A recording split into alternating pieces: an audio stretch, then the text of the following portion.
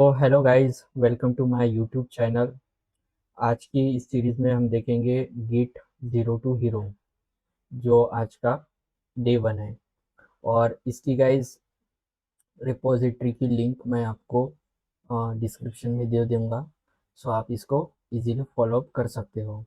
So without wasting time, let's get started. So guys, हमारा पहला जो पॉइंट है वो है हमारा what is version controls. So version control होता क्या है?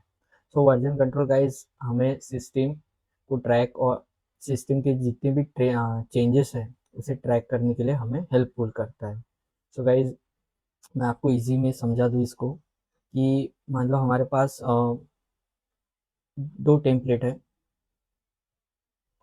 एक में लिखा है मैंने हेलो, और दूसरे में लिखा है हेलो वर्ल्ड। तो इसको मेरे को डालना है एक सर्वर पे।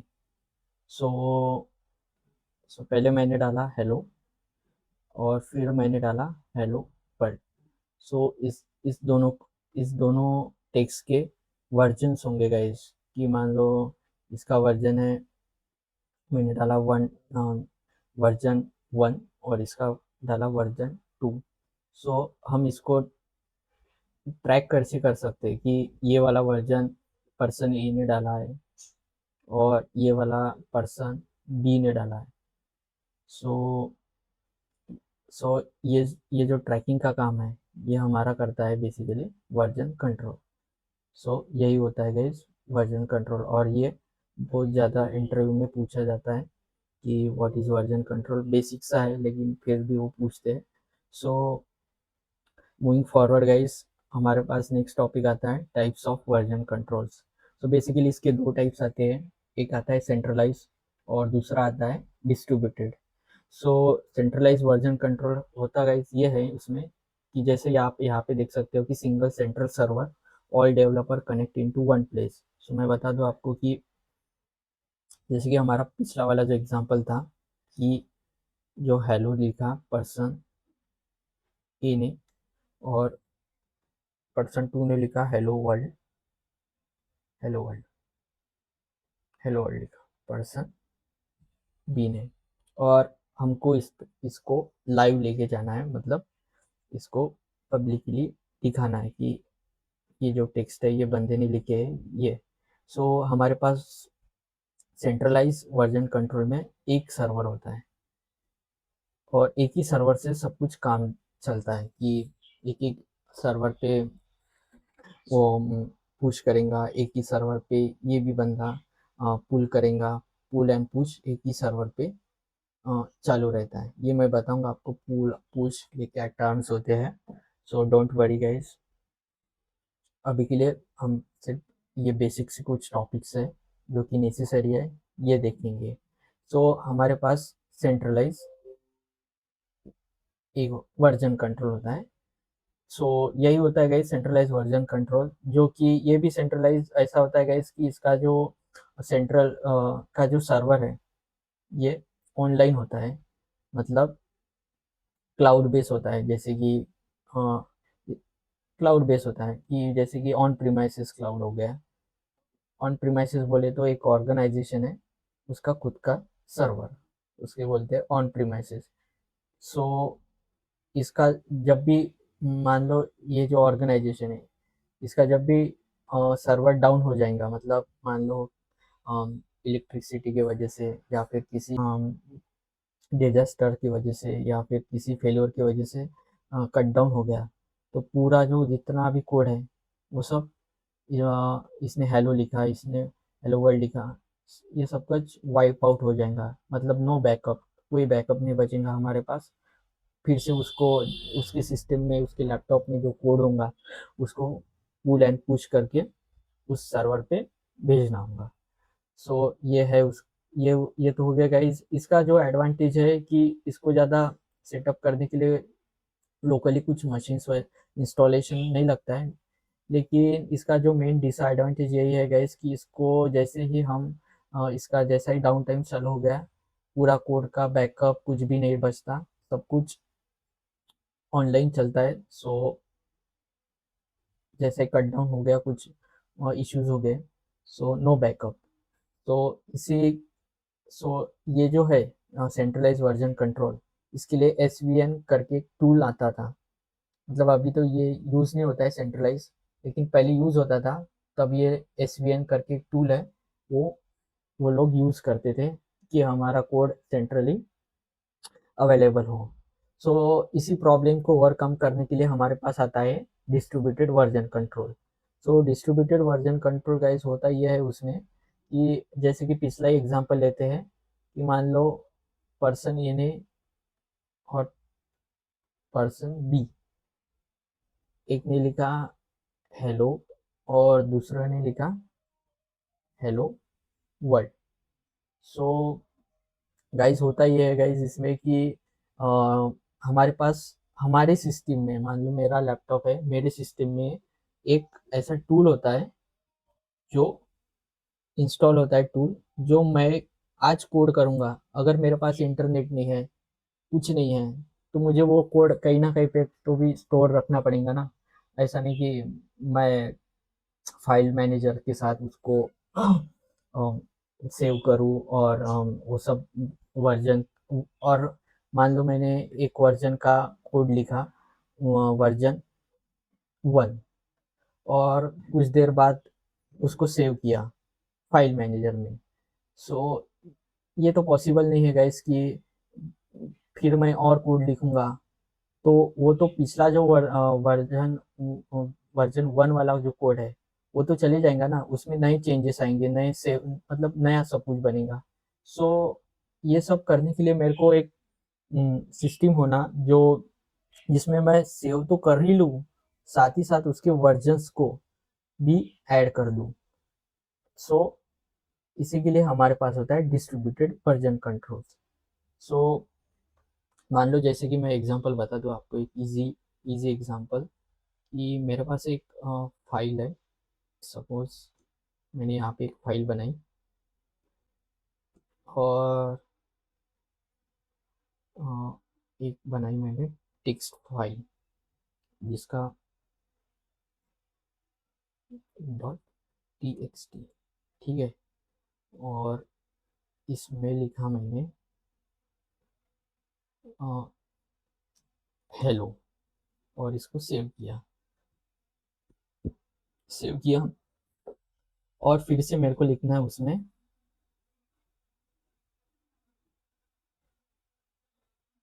इसी फाइल में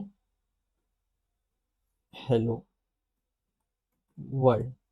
सो मैं तो सेव कर लूँगा, लेकिन इसका जो वर्जन है गाइस, ये मेरे को फिर से नया फाइल बनाना पड़ेगा, फिर से नया नया मतलब इसके जैसा फाइल बना के उस पे हेलो वर्ल्ड करके ऐसा डालना पड़ेगा। सो प्रोजेक्ट के साथ हम वैसा नहीं कर सकते गाइस, क्योंकि हमारे पास जो कोडिंग एप्लीकेशंस का जितना भी डेटा होता है वो बहुत बड़ी बड़ी फाइल्स होती है, उसके हम डुप्लीकेट्स या फिर कुछ बना नहीं सकते। सो इसी प्रॉब्लम को ओवरकम करने के लिए हमारे पास है डिस्ट्रीब्यूटेड वर्जन कंट्रोल्स, कि हमारा जो कोड है वो लोकली सेव तो हो जाए, लेकिन सेव के साथ साथ हमारा वर्जन्स के साथ भी सेव हो जाए। सो हमारा जो कोड है हेलो, तो ये हम हमारे लोकली रिपोजिटरी में, मतलब हमारे सिस्टम पे उसको सेव करते हैं या फिर स्टोर करते हैं। पर्सन ए ने ऐड किया उसका कोड, अब पर्सन बी ने भी ऐड किया। अब इसके बाद हमारे पास है, अभी ये तो हो गया ऑफलाइन। अभी जो कोड लिखा, ये मुझे कोड लिखा है या फिर ये टेक्स्ट लिखा है, ये मुझे लोगों को दिखाना होगा कि क्या कैसा लिखा है, या फिर मेरे मैनेजर को दिखाना होगा कि देखो भाई मैंने आज ये काम किया है। सो वो तो वो बैठा है एक लोकेशन पे और मैं बैठा हूँ, और ये पर्सन ये बैठा है दूसरी लोकेशन पे। ये तो पॉसिबल नहीं है गाइस कि वो उस लोकेशन में जाए और उसको दिखाए। सो इसी के लिए हमारे पास होता है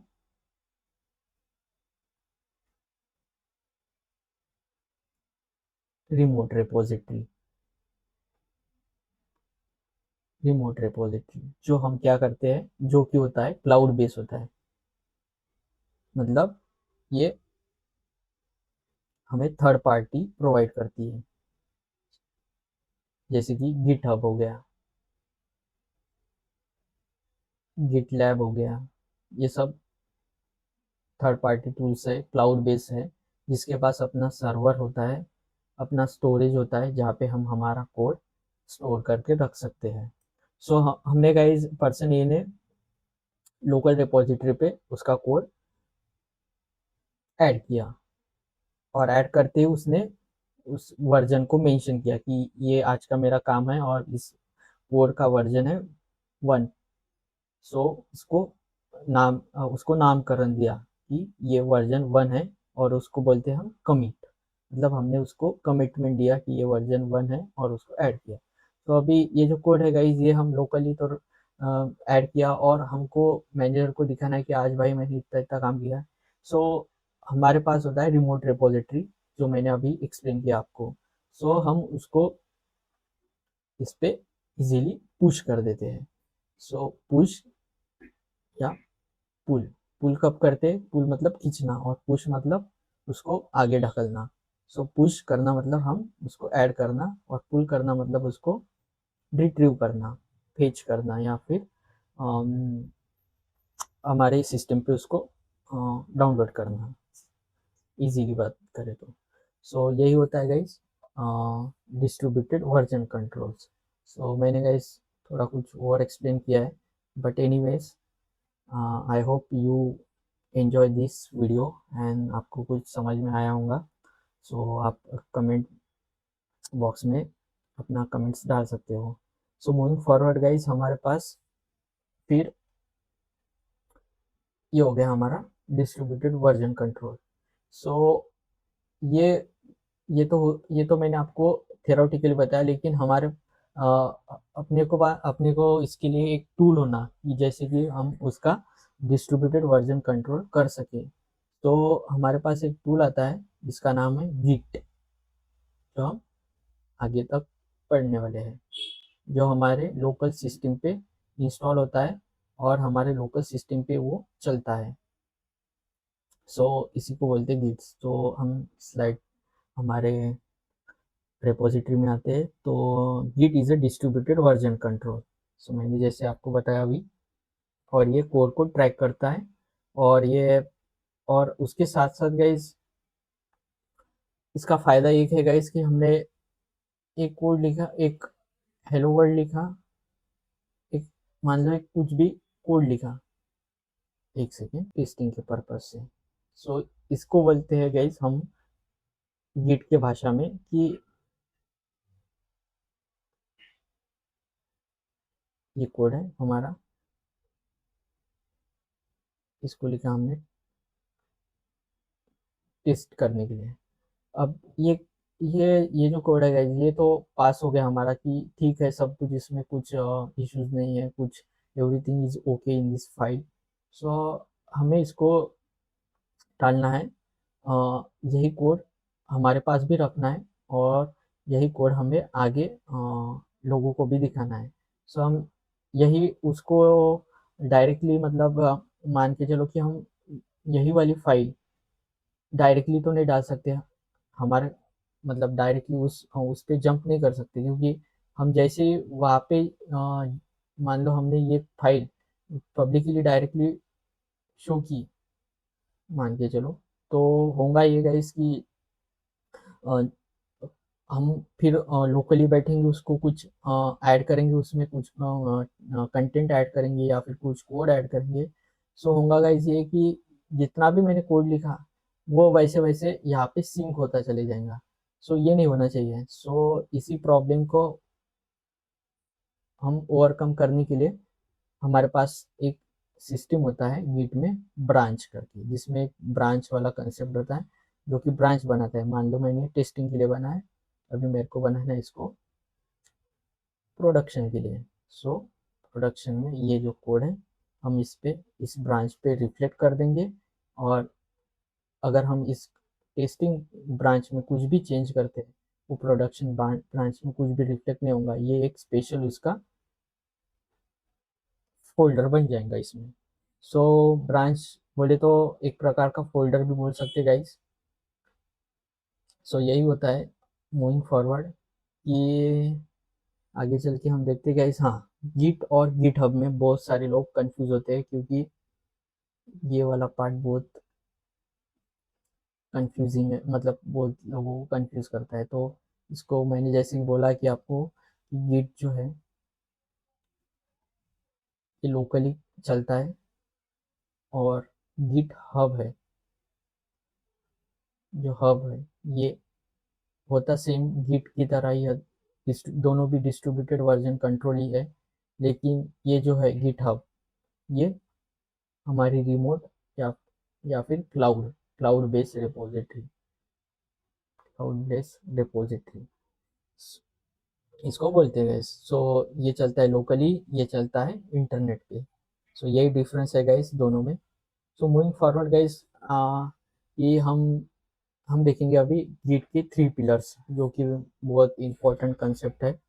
और ये वाला मतलब कैसा काम करता है, ये जानना भी बहुत ज़्यादा ज़रूरी है। सो मैं आपको इसको इजी लैंग्वेज में बताऊँ, मतलब आप कभी नहीं भूलोगे इसको।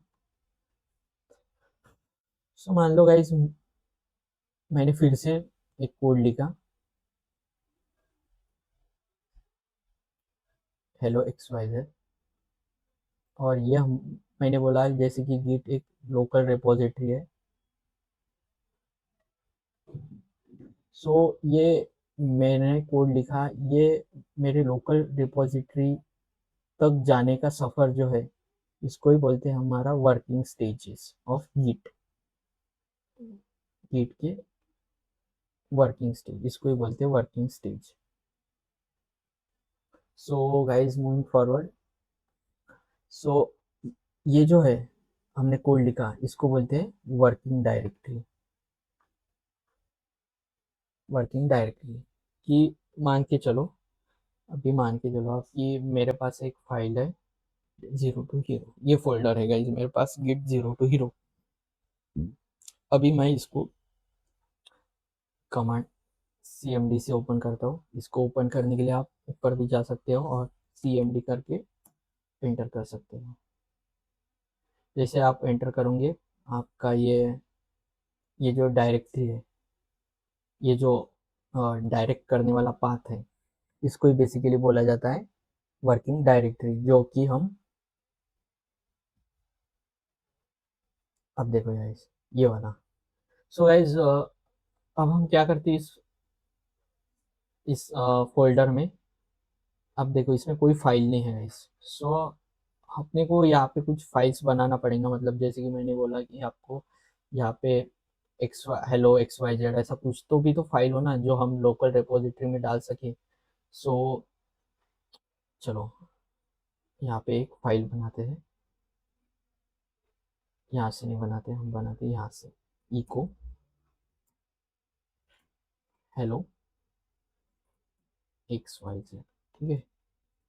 और ये मैं आपको बताऊंगा, मतलब बता ही देता हूँ कि ये बेसिकली मैंने क्या किया। सो index.txt, इंडेक्स डॉट मान के चलो मैं HTML फाइल बनाता हूँ। सो गाइज हम अपने को इस फोल्डर में एक फाइल बनाना है, जिसका कंटेंट है, जिस फाइल के अंदर हेलो एक्स वाई जेड, ये हमारा उस फाइल का कंटेंट है। सो हमने लिखा इको कमांड। बेसिकली हम न्यू फाइल बनाने के लिए इको करके एक कमांड है वो यूज़ करते हैं, और कंटेंट के लिए हम आगे उसके कंटेंट लिखते हैं, और उसके बाद ये जो है ये सिंबल ग्रेटर देन का। सो ये 1 क्यों दिया है मैं बताऊंगा गाइस। ये 1 इसलिए दिया है कि हमारा जो ये है क्या बोलते बेसिकली न्यू फाइल बनाने का, मतलब न्यू कोई भी फाइल्स बनाते हैं, तो इसका ये सिंबल है ग्रेटर देन। और आगे जाके अपने को पढ़ना है कि हम ऐसा देते गाइस उसको डबल, और एक होता है सिंगल। ये जो सिंगल होता है गाइस, इसका मतलब है ये है कि हम न्यू फाइल बना रहे हैं उस फोल्डर में। और डबल कब देते गाइस हम आगे पढ़ेंगे डबल क्यों देते हैं, कि अपने को एग्जिस्टिंग फाइल में ही चेंज करना है, मतलब जो हमारी फाइल्स है index.html, जैसे कि यहाँ पे, तो वही फाइल में चेंज करना रहा तो हम उसको डबल करके देते हैं। हम आगे पढ़ेंगे इसके बारे में, so you don't worry about this. So हमने किया एंटर। सो आप देख सकते हो गाइस, हमारी index.html करके एक फाइल बनी है। अब हम देखेंगे इसके अंदर हमारा कंटेंट ऐड हुआ कि नहीं। हेलो XYZ, जैसे कि हमने यहाँ पे लिखा है हेलो XYZ। सो गाइज, कहने का मतलब ये है कि हमने अभी वर्किंग डायरेक्टरी कंप्लीट कर दी है। सो हमारे पास तो एक फाइल बन गई एक फोल्डर में, ये वाले फोल्डर में, git 0 to hero वाले फोल्डर में, git 0 to hero वाले फोल्डर में एक फाइल बन गई। आप देख सकते हो dir एक कमांड है, उसको जैसे आप कमांड हिट करते हो तो आप देखोगे यहाँ पे index.html करके हमारी फाइल बन गई। सो हमारा एक पिलर तो कंप्लीट हो गया। अभी हमारा सेकंड पिलर है हमारा स्टेजिंग एरिया। अब स्टेजिंग एरिया होता ये है गाइस कि जैसे हमने वो कोड लिखा, अपने को वो ऐड करना पड़ेगा कि हमारे फोल्डर में कौन सी फाइल्स है जो आज हमने काम किया है उस पर, वो हमको ऐड करना पड़ेगा, और उसी को बोलते हैं स्टेजिंग एरिया। मतलब स्टेज एक स्टेज के ऊपर वो वाली फाइल चढ़ जाना, उसके बोलते हैं स्टेजिंग एरिया। सो इसके लिए कमांड होता है git ऐड करके। बेसिकली वर्किंग डायरेक्टरी के लिए कोई कमांड नहीं होता, ये बेसिकली हमारी कोड की फाइल्स होती है जो हम कोड लिखते हैं, जो किसी किसी भी मतलब कोई भी कौन सा भी कोड है, चाहे वो जावा, सी, HTML कुछ भी हो, या फिर सिंपल TXT फाइल हो, वो भी एज अ कोड की फॉर्म में या फिर फाइल के फॉर्म में कंसिडर की जाती है, उसको बोलते हैं वर्किंग डायरेक्टरी। और जो स्टेजिंग एरिया होता है गाइस, वो होता है हमारा जिसमें हम आज इस फोल्डर में, आज इस फाइल में या फोल्डर में कौन सा काम किया है, वो होता है हमारा स्टेजिंग एरिया। उसको ऐड करने के लिए हम यूज़ करते हैं git ऐड करके कमांड। सो देखते हैं गाइस, git ऐड, और यहाँ पे कर देते हैं एक फुल स्टॉप करके सिंबल। अभी मैं बताता हूँ कि हमने ये फुल स्टॉप क्यों किया है। सो फुल स्टॉप बेसिकली इसलिए किया है गाइस कि गिट ऐड, कि हम ये कहना चाह रहे गिट को कि गिट तुम हम मेरी जो जितने भी मेरे जो करंट फोल्डर है उसमें जितने भी फाइल्स है, A to Z फाइल्स है, मतलब हमारे पास तो अभी एक ही फाइल्स है, तो इसके बाद भी हमारे पास मान लो एक और फाइल है नेट। सो अभी हम देखते हैं कि हमारी जितनी भी फाइल्स है, मतलब दो फाइल्स है हमारे पास, वो ऐड हो जाएंगी, वो बेसिकली हमारे स्टेजिंग एरिया में ऐड हो जाएंगी। सो यही होता है हमारा स्टेजिंग एरिया। सो हम इस कमांड को ऐड करते हैं, तो ये बोल रहा है कि फाइल डॉक इंडेक्स, तो हमने गाइस फाइल तो बना ली है, लेकिन ऐड क्यों नहीं हो रहा, क्योंकि हमने गिट को इनिशियलाइज नहीं किया। तो गिट को स्टार्ट करने के लिए हमारे फोल्डर में उसके लिए कमांड होती है गिट इनिट करके, हमारे पास एक कमांड होती है गिट इनिशियलाइज करके। सो उसका शॉर्ट फॉर्म है गिट। सो हम को इनिशियलाइज करते हैं। सो हमने अभी तो इसको इनिशियलाइज कर दिया गाइस। सो अभी हम देखते हैं dir करके फिर से हमारे पास index.html फाइल और git 0 to hero txt file करके बन गई है फाइल। सो अभी हम इसको ऐड करते हैं git ऐड कमांड डाल के, तो हमारा जो जितना भी फाइल्स है हमारी, आप देख सकते हो गाइस, जैसे हमने इनिशियलाइज किया तो हमारे पास एक फोल्डर बन चुका है, जो कि आप देख सकते हो यहाँ पे ये फाइल्स को है इनिशियलाइज कर देता है गिट की जितने भी रिक्वायर्ड फाइल्स हैं। सो हमारे पास बेसिकली दो फाइल्स है, उसको हमने ऐड कर दिया स्टेजिंग एरिया में। अभी अपने को उसको रेपोजिटरी में, लोकल रेपोजिटरी में स्टोर करना है, जैसे कि यहाँ पे, यहाँ तक तो हम आ गए, अब यहाँ तक। अभी स्टोर करने के लिए बेसिकली स्टोर करके ऐसा कुछ कमांड नहीं होता, कमांड होता है गाइज हमारे पास कमिट करके। git commit, यहाँ पे देखते हैं git commit m this is new file। So guys ये वाला हमारे पास कमांड होता है। सो हम यहाँ पे देखते हैं git commit, और ये जो m लिखा गाइज मैंने, ये m का मतलब होता है कि मैसेज। तुम गिट कमिट कर रहे हो मतलब लोकल रिपोजिटरी में डाल रहे हो, तो साथ ही साथ आप उसका मैसेज दीजिए, मतलब मैसेज दो उसके साथ। तो हम बेसिकली वर्जन के साथ खेल रहे, तो हम बोल रहे इसको दिस इज माय वर्जन 1, ये मेरा वर्जन 1 वाला, मतलब जितने भी फाइल्स है ये मेरी वर्जन 1 वाली फाइल।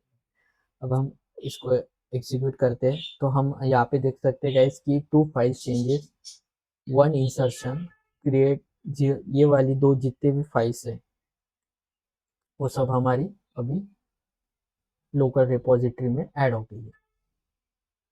सो गाइस बेसिकली यही होता है कि यही मतलब गिट के 3 पिलर्स होते हैं। मैं इस यहाँ पे समराइज दी हुई है कि वर्क पहली होती है बेसिकली सबसे डाउन में वर्किंग डायरेक्टरी जो बीच में आती है, जैसे हमने कोड को लिखा उसके बाद हम उसको ऐड करते हैं, ऐड करने के बाद हम उसको लोकल रिपोजिटरी में कमिट कर देते हैं। सो बेसिकली यही होता है गाइस।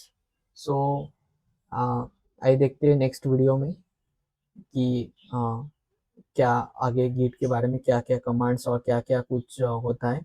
सो अभी के लिए इतना ही। Thank you, bye bye.